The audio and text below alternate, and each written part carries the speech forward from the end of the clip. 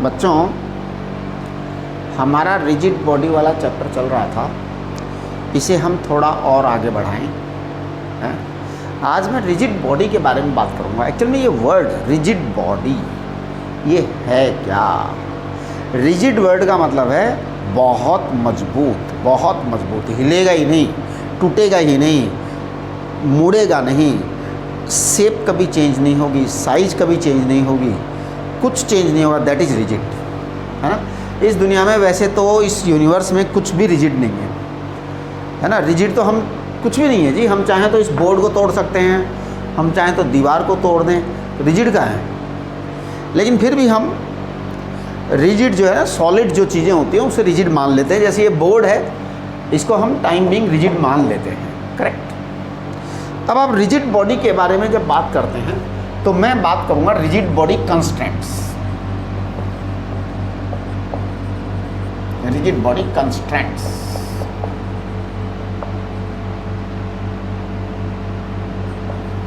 Rigid body constraints. Actual में rigid body constraints क्या हैं?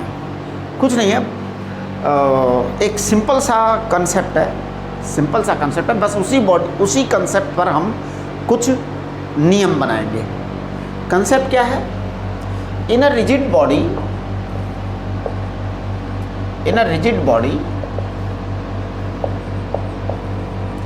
द रिलेटिव पोजीशन और रिलेटिव डिस्टेंसेज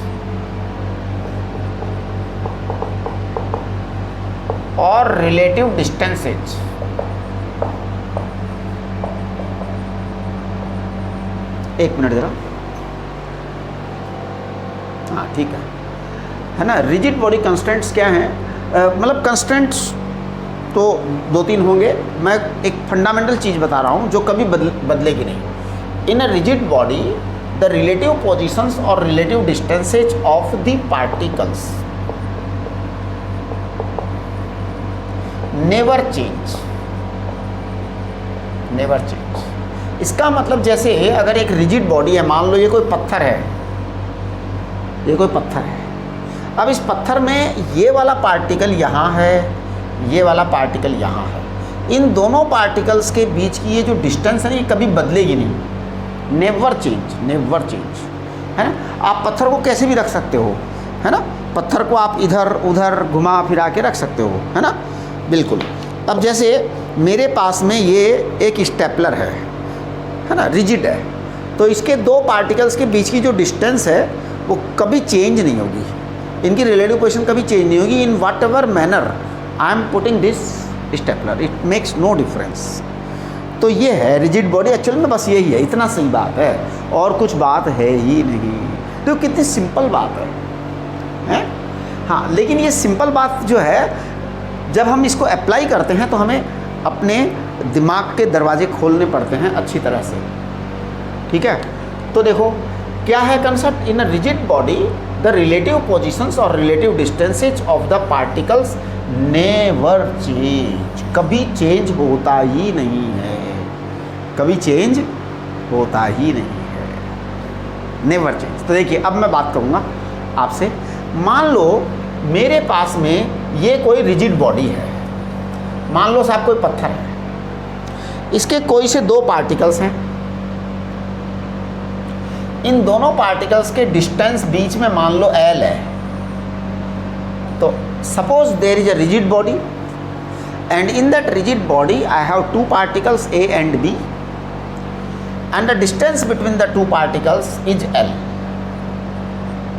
करेक्ट। ये जो दोनों पार्टिकल हैं ये चलते हैं। हमने पत्थर को फेंक दिया, जब फेंक दिया तो दो पार्टिकल्स चल रहे हैं अलग अलग स्टाइल में। पत्थर घूम भी सकता है, ऐसे घूमता हुआ फेंक सकते हैं हम, कैसे भी फेंक सकते हैं हम। किसी मोमेंट पर क्या क्या हो सकता है? ऐसा हो सकता है कि B पार्टिकल इधर जा रहा हो,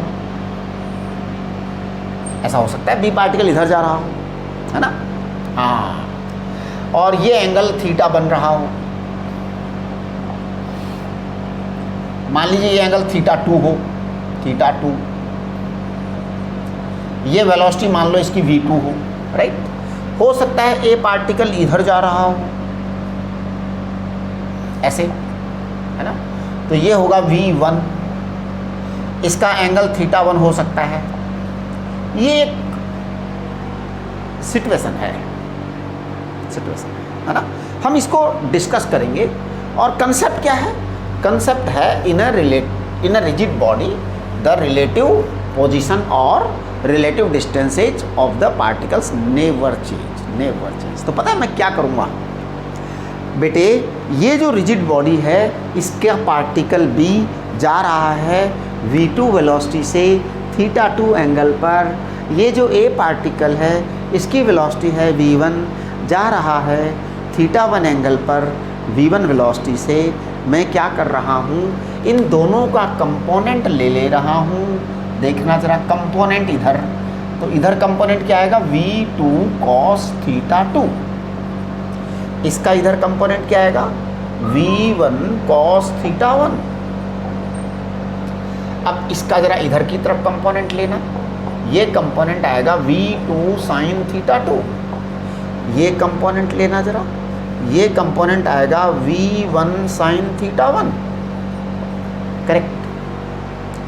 एक बात तो पक्का कह देता हूं मैं, A और B के बीच की जो डिस्टेंस L है वो कभी भी नहीं बदलेगी।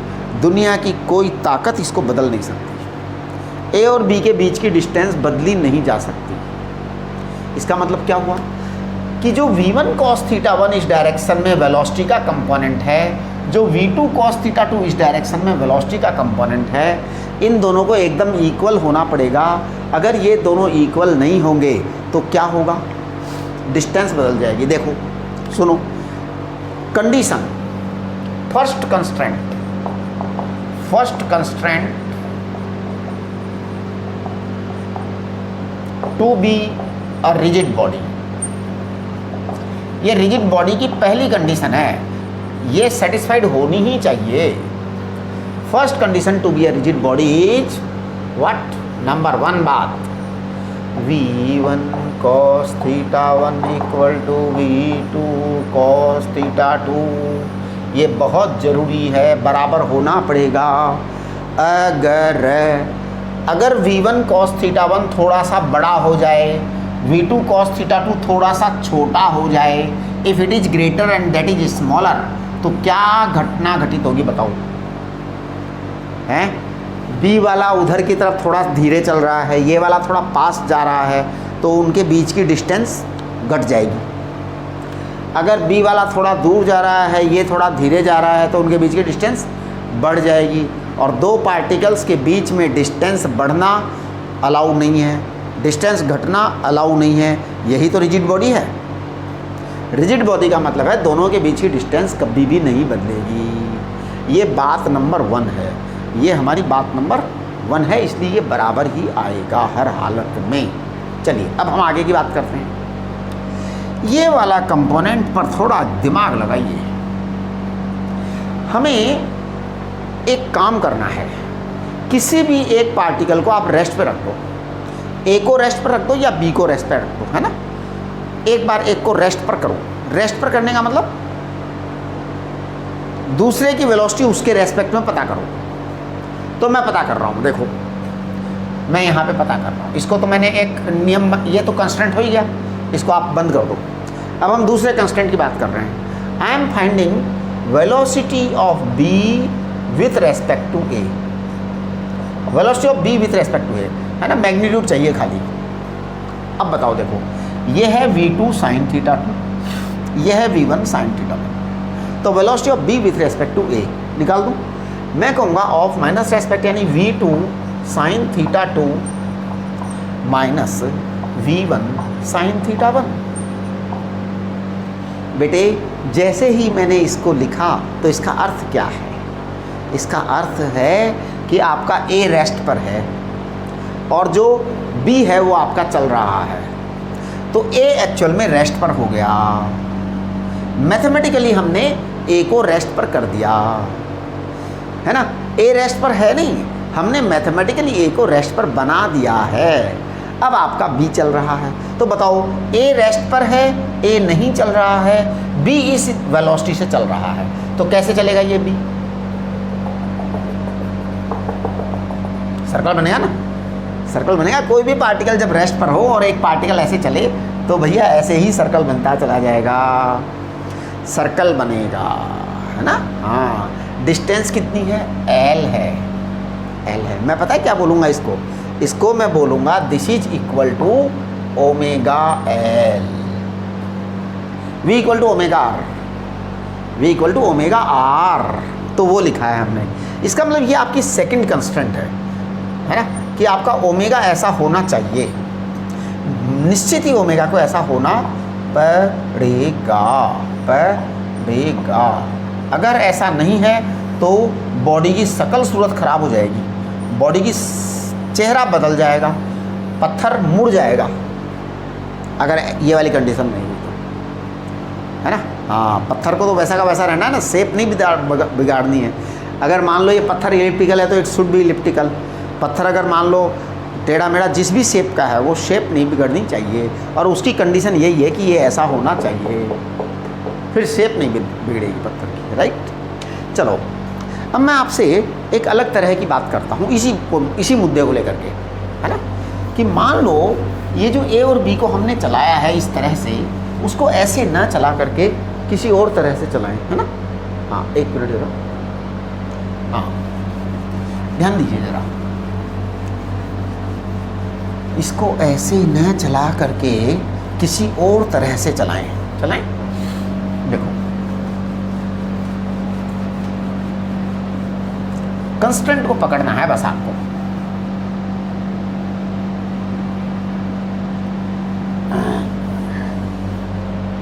देखिए जी, इसको हमने क्या कहा था यहाँ पर कहा था velocity of B with respect to A, right. आप देखो वापस से इसी काम को मैं दोबारा कर रहा हूँ, same body I am taking, है ना, वापस से वही बॉडी ले ली मैंने जो अभी ली थी। इसका पॉइंट ए था, पॉइंट बी था, पार्टिकल बी था, दोनों के बीच की डिस्टेंस एल थी, राइट। अब हम थोड़ा इनको डिफरेंटली चला रहे हैं, पहले से अलग चला रहे हैं। ये वाला पार्टिकल तो मान लो इधर ही चल रहा है v2 स्पीड से, और एंगल है θ1, ओ सॉरी θ2 एंगल L के साथ, है ना। This is θ2, correct, v2 and θ2, correct. ये v2 है, ये θ2 है बेटा, ओके। तो v2 की कंपोनेंट क्या आ जाएगा, v2 cos θ2, v2 sin θ2। बेटा ये v1 मान लो इधर है, ये देखो अब मैंने थोड़ा सा इसका डायरेक्शन चेंज कर दिया। अगर v1 इस साइड में हो, क्योंकि हम इसको कैसे भी फेंक सकते हैं, ये पार्टिकल को या पत्थर को जब फेंका जाता है ना, या फिर चलाया जाता है, तो अपने अपने ढंग से चलता है, और वो कोई भी डायरेक्शन में जा सकते हैं। लेकिन ये है कि हमें कंडीशन फिक्स करनी है कि वो रिजिड बॉडी है, ये ध्यान रखो। और उस कंडीशन को मैं फिक्स कर दूंगा एकदम। इस v2 का कंपोनेंट मैंने इधर किया, v2 cos θ2 आया, v1 का कंपोनेंट इधर किया, v1 sin θ1 आया, और ये आ गया है v1 cos θ1 आएगा, cos θ1 इधर आएगा, v1 sin θ1, ठीक है जी। ऐसा केस है, पुराना वाला केस ये था, है ना। अब देखो, अब मैं वापस से कंस्टेंट लिखूंगा इस वाले केस के लिए। ये बात तो वेरी क्लियर है कि इसको और इसको बराबर होना पड़ेगा, नहीं तो डिस्टेंस बदल जाएगी भैया ए और बी के बीच की, जो हम कभी भी चाहेंगे नहीं। तो आपका ये वाला केस तो बदलेगा ही नहीं कभी भी। v2 cos θ2 बराबर v1 cos θ1, ये तो फिक्स है बेटा। ये चेंज हुआ तो डिस्टेंस बदल जाएगी पार्टिकल्स के बीच की, जो कि बिल्कुल भी अलाउड नहीं है।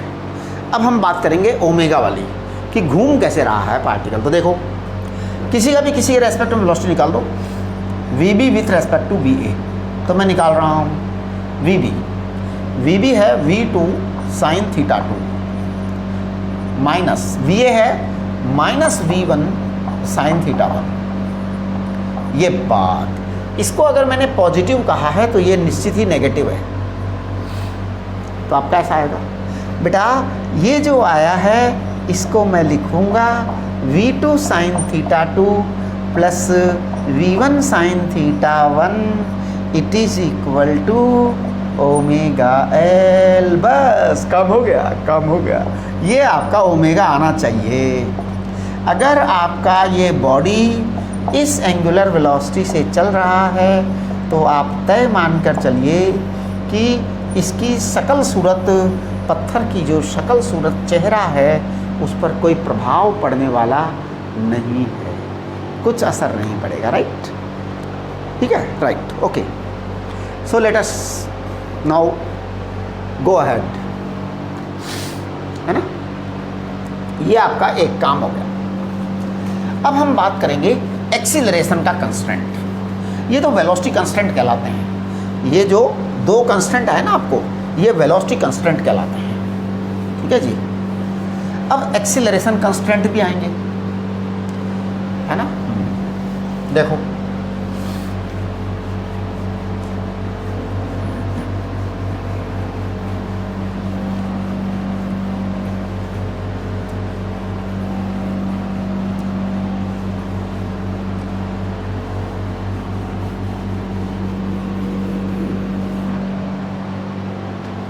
ध्यान दो जी।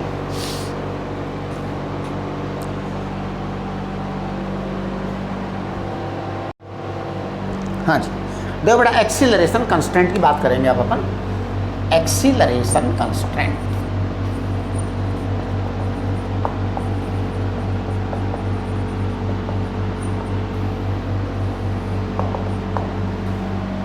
देखो एक्सीलरेशन कांस्टेंट की जो बात करेंगे तो जैसे हमने वेलोसिटी की बात की उसी तरह एक्सीलरेशन की बात करेंगे।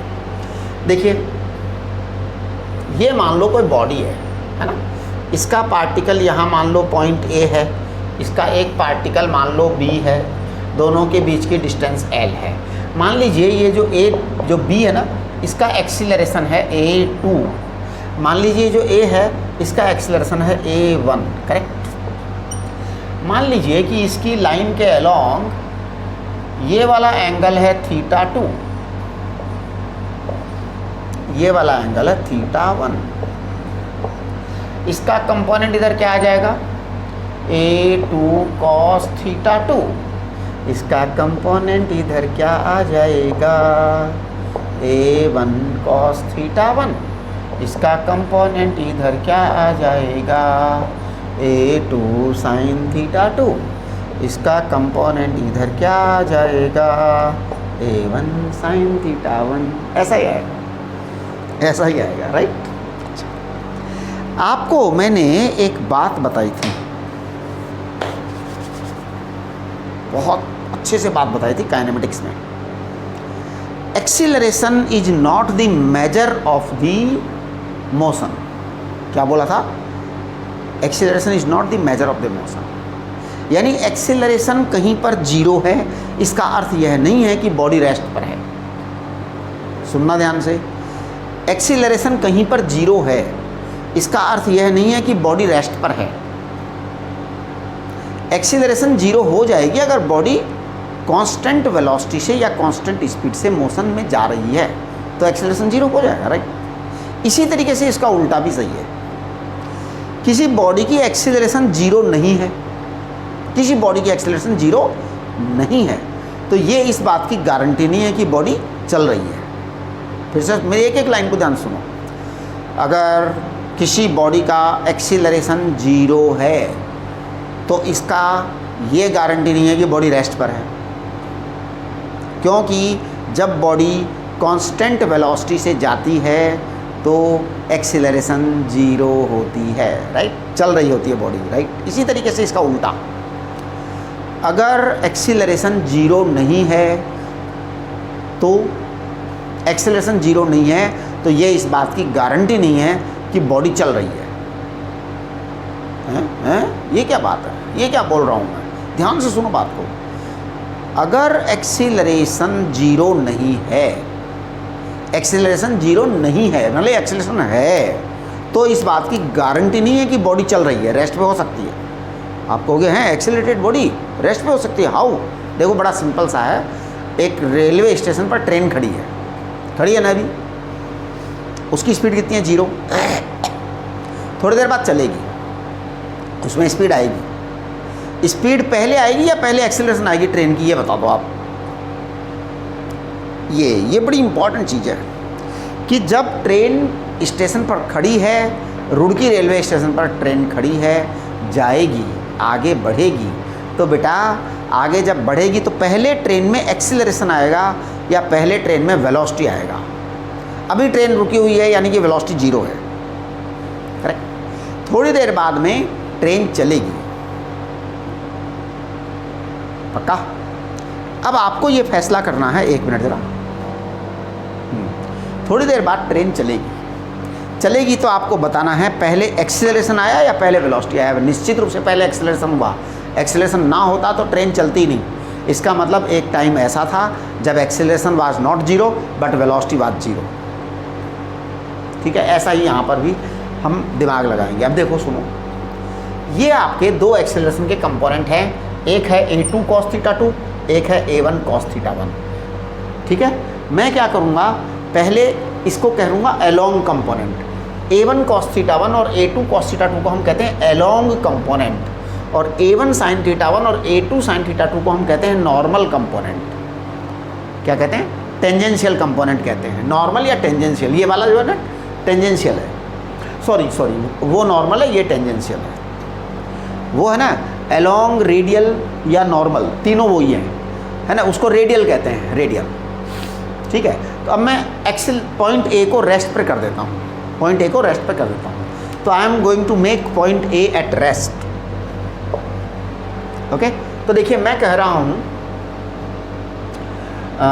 Velocity of point B with respect to A, velocity of point B with respect to A along oblique radial oblique normal equal to velocity of B with respect to A along radial normal, जो भी है ना। इसको पता है मैं क्या कहूँगा, मैं कहूँगा a2 cos θ2 minus a1 cos θ1। हाँ जी, क्या इसको 0 होना चाहिए? क्या इन दोनों को बराबर होना चाहिए? क्या बराबर होना आवश्यक है? अगर ये दोनों बराबर नहीं होंगे तो क्या ये रिजिड बॉडी डिस्टर्ब हो जाएगी? क्या इन दोनों के बीच की डिस्टेंस डिस्टर्ब हो जाएगी? तो मैं कहूँगा नहीं, ये गारंटी नहीं है। डिस्टेंस चेंज होगी या नहीं होगी इसका फैसला एक्सेलरेशन नहीं करता है। 2 पार्टिकल्स के बीच की डिस्टेंस चेंज होगी या नहीं होगी इसका फैसला एक्सेलरेशन नहीं करता है बेटा। इसका फैसला तो हम वेलोसिटी से ही करते हैं। यानी कि आपका इसकी जो कंस्ट्रेंट है कि distance between A and B must be L, L is fix, ठीक। ये तो केवल एक ही चीज़ से मेजर होगा, that is what v2 cos θ2 equal to v1 cos θ1। यानी वो वेलोसिटी कंस्ट्रेंट से ही फैसला होगा, एक्सीलरेशन कंस्ट्रेंट से इस चीज़ का फैसला कभी भी नहीं करेंगे, कभी भी नहीं करेंगे, राइट। ओके, अब देखो इसको मैं कहूँगा it is equal to velocity of B with वो सॉरी, अरे यार सॉरी एक्सीलरेशन है बेटा, आई एम सॉरी, एक्सीलरेशन है बेटा, acceleration of B with respect to, है ना। हाँ, थोड़ा और अच्छे से लिखूँ क्या, acceleration of B with respect to A along radial normal, एक ही बात है तीनों का। इसको हम कहेंगे ओमेगा स्क्वायर एल, इसे हम कहते हैं सेंट्रीपिटल एक्सीलरेशन, है ना। इसको ज़्यादा अच्छी तरह से मैं बोल सकता हूँ, है ना। देखो मैं बोल रहा हूँ A acceleration of B with respect to A, है ना। इसको क्या बोला मैंने, इसको मैंने बोला रेडियल अलोंग, पैरेलल बोलेंगे या रेडियल बोलेंगे या नॉर्मल बोलेंगे, है ना। हाँ, इसका मैं मैग्नीट्यूड ले रहा हूँ बेटा, क्या ले रहा हूँ, magnitude a2 cos θ2 minus a1 cos θ1, it is centripetal acceleration. Actually पता है हमने क्या किया है, सोचो, हमने इसको रेस्ट पे बना दिया, रेस्ट पे बना दिया। अब इसके रेस्पेक्ट में हम उसकी एक्सीलरेशन ले रहे हैं। तो अब उसके रेस्पेक्ट में इसकी जो एक्सेलरेशन होती है ना बेटा, वो हमेशा सेंट्रीपिटल ही होती है, क्योंकि अगर मान लो हमने इसको रेस्ट पे बनाया तो सर्कुलर मोशन ऐसे होगी। मैंने आपको बताया था कि centripetal acceleration is always towards the centre of the circle, right. तो मैग्नीट्यूड आपका ओमेगा स्क्वायर एल आएगा, करेक्ट। चलिए, ये आपका कंस्टेंट नंबर 3 हो गया। कंस्टेंट 2 तो हमने पहले बता दिए, 2 कंस्टेंट तो है ना, वेलोसिटी के 2 कंस्टेंट थे। ये एक्सीलरेशन का कंस्टेंट नंबर 3 आ गया। अब हमारा अगला पड़ाव है acceleration of B with respect to A tangential. Tangential है ना, हाँ टेंजेंशियल। बेटा इसका मैं मैग्नीट्यूड ले लेता हूँ A2 sine theta 2 minus A1 sine theta 1, it is equal to alpha into L. बस खत्म बात। ये एल्फा आर होगा, वो टेंजेंशियल एक्सीलरेशन है, वो टेंजेंशियल एक्सीलरेशन है ना। ये बस ये 4 कंस्टेंट होते हैं और बड़े आसान से हो गए, बड़े आसान से हो गए। देखो इन चारों कंस्टेंट को जो है ना बिल्कुल सिंपल तरीके से आप समझ लीजिए। पहला वाला कंस्टेंट तो क्या था, दोनों के बीच की डिस्टेंस कभी नहीं बदलेगी, वो वेलोसिटी कंस्टेंट था, ओके। दूसरा क्या था, आपका जो टेंजेंशियल वेलोसिटी है वो v equal to omega R होता है, राइट। तीसरा क्या है, आपका जो रेडियल एक्सीलरेशन है वो सेंट्रीपिटल होता है, ओमेगा स्क्वायर एल। आपका जो चौथा है टेंजेंशियल एक्सीलरेशन अल्फा एल होता है। बस अगर इतना आपको समझ में आ गया तो आप ये मान के चलो कि रिजिड बॉडी का चैप्टर आपको समझ में आ गया। अब कुछ बचा ही नहीं है इस चैप्टर में, अब तो केवल मोमेंट ऑफ इनर्शिया कैलकुलेशन बचे जो मैं करवा दूंगा आपको। हाँ, चैप्टर बहुत लंबा चौड़ा है ना, वो हम करेंगे अभी, इसमें काफ़ी सारी चीज़ें करेंगे, लेकिन हम जो असली चीज़ है वो हम कर चुके हैं, है ना। इस पर आप थोड़ा सा दिमाग लगा लीजिए, है ना। चलिए जी, देखिए इसको जो है ना मैं एक छोटी सी समरी बना देता हूँ, और वो समरी आपके लिए बड़ी इम्पॉर्टेंट होगी। वैसे तो खैर ज़रूरत नहीं है समरी बनाने की, लेकिन फिर भी चलो बना देते हैं, है ना। हाँ,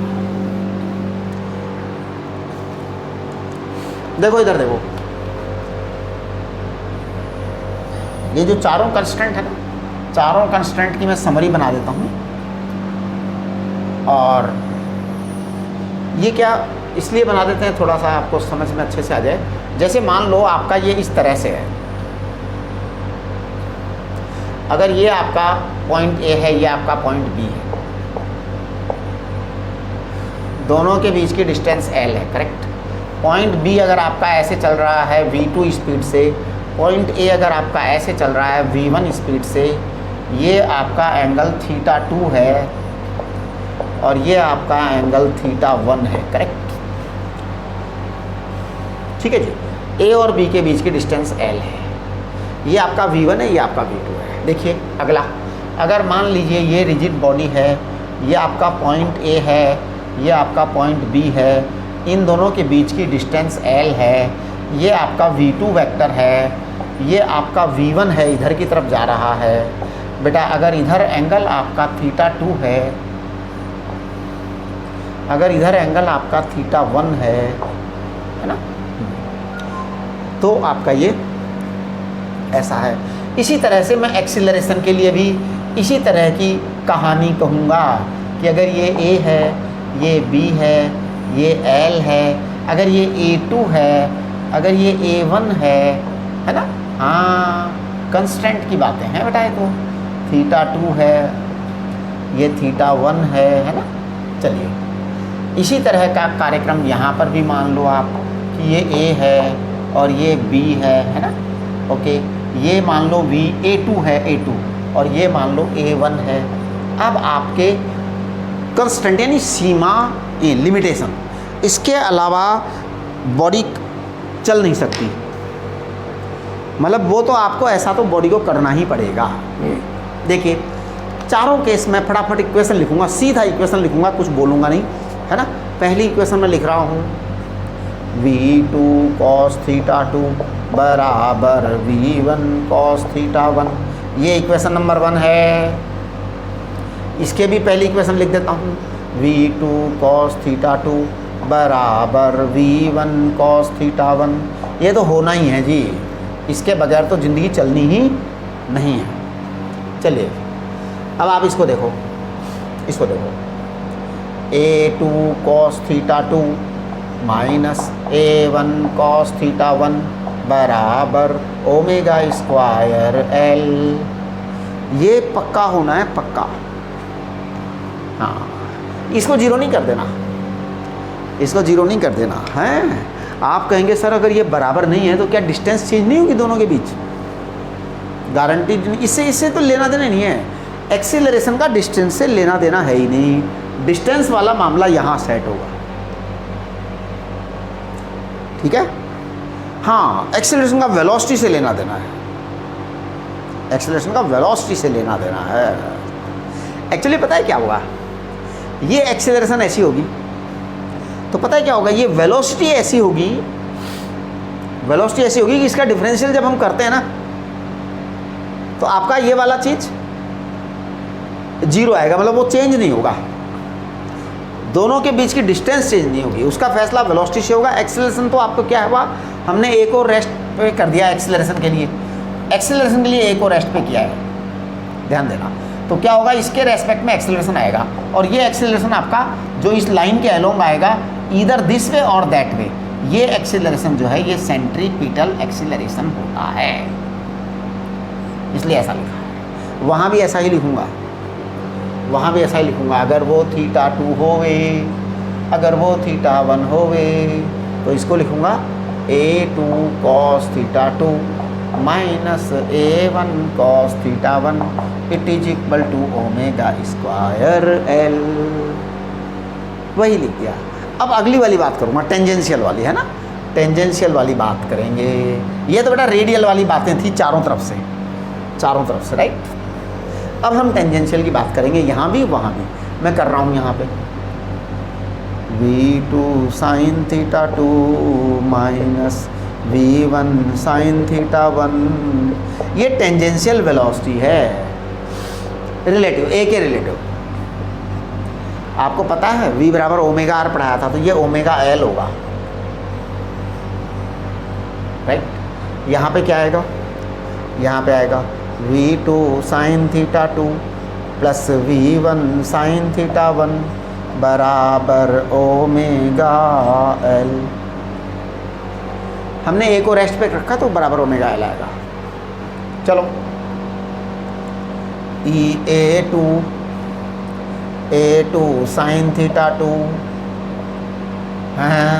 माइनस A1 sin थीटा 1, ये आपका टेंजेंशियल एक्सेलरेशन आएगा। इसे हम अल्फा एल कहते थे, अल्फा आर कहते थे टेंजेंशियल एक्सेलरेशन को, याद करो। हाँ जी, A2 sin theta 2 plus A1 sin theta 1 equal to क्या आ जाएगा, अल्फा एल आ जाएगा।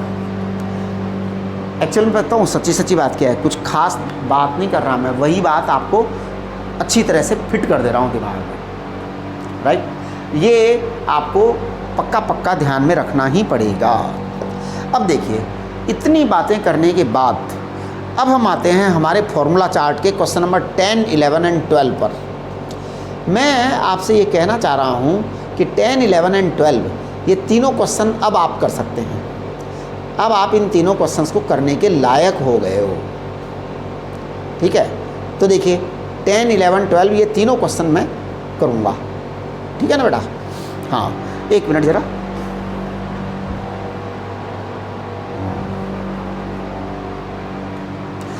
चलो मैं 10 तो ऐसा करता हूँ, 10th वाला जो क्वेश्चन है ना इसको आज कर देता हूँ और 11th 12th छोड़ देता हूँ। देखिए 11th 12th जो है ना मैं चाहता हूँ आप लोग करें, हैं। हाँ, एक मैं कर देता हूँ, 11th 12th फिर आप लोग करें। लॉजिक वही लगाने हैं, कंसेप्ट सारे वही लगाने हैं। चलो मैं कर रहा हूँ 10th वाला, फिर 11th 12th आप लोग करो। मैं बता दूंगा, डोंट वरी, मुझे जो है ना चिंता की कोई बात नहीं है।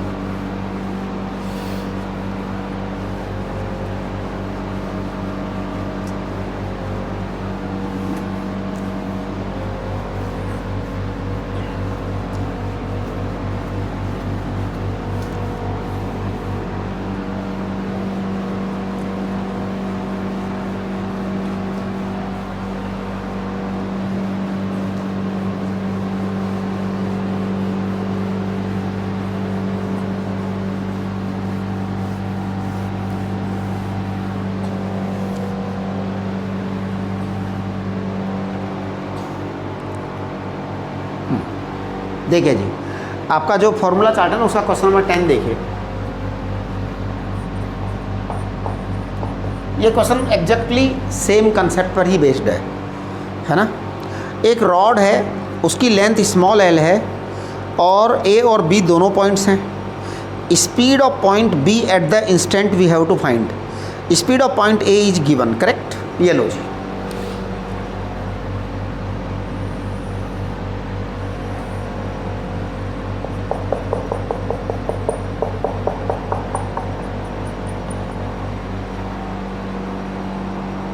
देखिए जी, ठीक है। ये आपकी रॉड है, इसकी लेंथ बेटा एल है, इसका ये वाला पॉइंट ए है और वो वाला पॉइंट बी है। इन्होंने कहा है कि this A point is going in this direction with speed V A. ये गिवन है, ये चीज़ गिवन है। बी वाला जो है वो, अब देखो एक बात बताऊं, ये रॉड अगर इधर खिसकेगी, इधर जाएगी, तो बट नेचुरल है कि आपका ये बी इधर आएगा, एकदम मस्त इधर ही गिरेगा बेटा। किसी भी चीज़ को आप जब ऐसा करते हो ना, तो ऐसा ही होता है ना। जैसे देखो, ये स्केल है, अगर मैं इस स्केल को यहाँ रखता हूँ और इसको मैं इधर की तरफ खींचता हूँ या उधर की तरफ खींचता हूँ, तो ये अपने आप उधर जाएगा, समझ रहे हो ना। हाँ, तो ये सिस्टम तो ये तो होना ही होना है। अब हम बात करते हैं कि ये वी ए गिवन है, ये एल है बेटा, इसके वेलोसिटी को आप वी बी मान लीजिए। Suppose this is V B, है ना, ये हमारा क्वेश्चन है। तो V B is what, this is our question. देखो मैं कितने आराम से करता हूँ। ये वी ए है ना बेटा, ये एंगल थीटा दे रखा है। मैं इसका यहाँ से एक कंपोनेंट इधर निकालूंगा और एक कंपोनेंट उधर निकालूंगा। मैं दो कंपोनेंट निकाल रहा हूँ, निकालो। ये कंपोनेंट है वी ए। नेचुरली कि if this angle is theta, then what is this angle? I feel it is also theta, है ना। हाँ, yes. So this is V A cos theta, V A cos theta. This is what? V A sine theta. Say yes. चलिए जी, अब आगे देखो इधर we B. अब देख पता है, ये अगर थीटा एंगल है तो what will be this? This will be certain 90 minus theta, है ना। इसको मैं एल्फा लिख देता हूँ। क्या लिख देता हूँ? एल्फा। तो एल्फा इज 90 माइनस थीटा। अब मैं बी के दो कंपोनेंट कर देता हूँ, एक इधर और एक इधर। करिए। तो आपका फर्स्ट कंपोनेंट आ रहा है वी बी कॉस एल्फा और ये कंपोनेंट आ रहा है V B sine alpha. Okay बेटे, this is V A cos theta, this is V B cos alpha, है ना। रिजिड रॉड है, रिजिड रॉड है, इसका मतलब ये तो बराबर होना ही होना है। तो देखिए first constraint V A cos theta, it must be equal to V B cos alpha. V A cos theta it is equal to V B cos alpha. Cos alpha को लिखिए 90 माइनस थीटा। एल्फा है ना बेटा, alpha है, तो cos लिखिए 90 minus theta. अच्छा, 90 minus theta क्या कहते हैं? साइन थीटा कहते हैं, है ना। हाँ, तो it is V B sine theta. देखो वी बी इक्वल टू आपका आ गया है V A cos theta upon sine theta. आप जरा चेक करना आंसर क्या है। वी ए कॉट थीटा आपका आंसर है क्या? Velocity of B, velocity of B. Yes, V A cot theta. ये होना ही होना है, पक्का होना है, करेक्ट। अब अगला वाला बात करते हैं। इन्होंने एंगुलर वेलोसिटी पता करने के लिए कहा है ना। तो देखो ये एक कंस्टेंट आपका हो गया। अब अगला कंस्टेंट, ये आपका वेलोसिटी है वी ए साइन थीटा, ये आपका वेलोसिटी है V B sine alpha, correct. हम क्या करेंगे, हम रिलेटिव निकालेंगे। तो देखो मैं लिख रहा हूँ velocity of B with respect to A, किसी के रेस्पेक्ट निकाल दो, कोई ज़रूरी नहीं है आप बी का निकालो ए का नहीं निकालो, जो मर्जी आए करो जी, किसी के रेस्पेक्ट निकालो जरूर। तो velocity of B with respect to A is equal to V B sine alpha, मैं इसको माइनस लिख रहा हूँ, है ना, वैसे है ना, तो डायरेक्शन थोड़ा सा वी बी साइन एल्फा लिख देता हूँ इसको, इधर क्या लिख दे रहा हूँ plus V A cos L theta, right. नहीं लेकिन इसको माइनस लेना पड़ेगा ना, इसको एक मिनट देखिए, velocity of B with respect to A, ये माइनस है तो इसको लिखेंगे माइनस और यहाँ लिखेंगे प्लस। आप बात को समझिए, velocity of B with respect to A, B को हम कहेंगे ये माइनस और ये है प्लस। अब हमारा कंसेप्ट है of minus respect, of minus respect, relative का कंसेप्ट है ऑफ माइनस रेस्पेक्ट, वो हम कभी भूलेंगे नहीं ज़िंदगी में, आपको पूरा ध्यान रखना है। तो वेलोसिटी ऑफ बी आपका दे रखा है, वेलोसिटी ऑफ बी दे रखा है V B sine alpha minus velocity of A, है ना, minus velocity of A, velocity of B है V B sine alpha minus velocity of A है plus V A sine theta, बस यही आपका आंसर है। अब पता है इसको मैं क्या बोलूँगा, ये वी है, ये वी है, इसको मैं बोलूँगा ओमेगा इंटू एल, इसको मैं क्या बोलूँगा ओमेगा इंटू एल, बस ये आपका आंसर आ गया। चलो जी मैं ओमेगा की कैलकुलेशन कर रहा हूँ, आप लोग ज़रा चेक करना, वी ए, ये ज़रा मैग्नीट्यूड निकालो जी, हमें मैग्नीट्यूड से मतलब है, ज़्यादा बातें नहीं करनी, है ना। ये माइनस तो फिर बाहर निकाल दो आप, कांस्टेंट आके कॉमन आ जाएगा, मैग्नीट्यूड में चला जाएगा। देखना ज़रा वी ए साइन थीटा, है ना, हाँ V A sine theta plus V B sine alpha आ जाएगा, ओमेगा एल आएगा, है ना, ओमेगा एल। तो देखो जरा omega L V A sine theta plus V B की वैल्यू बताना जरा, कहाँ है वी बी, वी बी बराबर है V A cot theta, V B बराबर है V A cot theta, sine alpha का मतलब है sine 90 minus theta, 90 minus theta. अब जरा देखना omega L V A sine theta plus V A cot theta is what, cos theta upon sine theta, cos theta upon sine theta, sine 90 minus theta is cos theta. तो आपका omega L बराबर आ जाएगा V ए common, sine theta की जगह sine theta आ जाएगा, तो sine square theta plus cos square theta, ये आ जाएगा, एलसीएम लो, कुल मिलाकर के ये आ जाएगा वी ए अपॉन साइन थीटा। आपका ओमेगा आ गया है वी ए अपॉन एल साइन थीटा। ये आपका फॉर्मूला चार्ट का क्वेश्चन नंबर 10 था। मैं कहता हूँ question number 11 and question number 12 ये आप बस एक बार प्रयत्न कर लो, मैं आपका प्रयत्न चाहता हूँ, बता तो मैं दूंगा ही, है ना बेटा।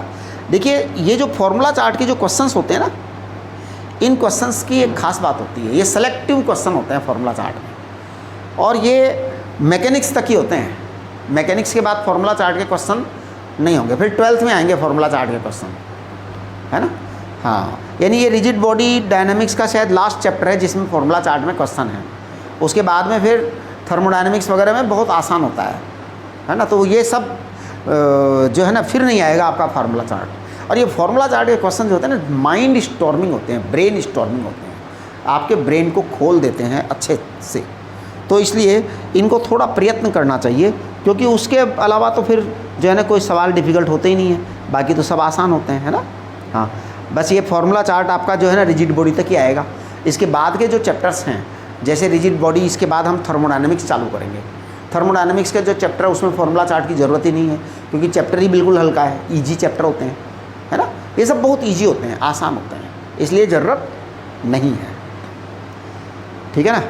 हाँ चलिए, तो हम नमस्ते कर दें आज, है ना। मैं ये रिक्वेस्ट करूँगा आप लोगों से, आप लोग क्वेश्चन नंबर 12, 13 11 एंड 12 का पूरा ट्राई करें, और 13 के बाद 14, 15, 16 का पूरा ट्राई करें। राइट, ओके, नमस्ते।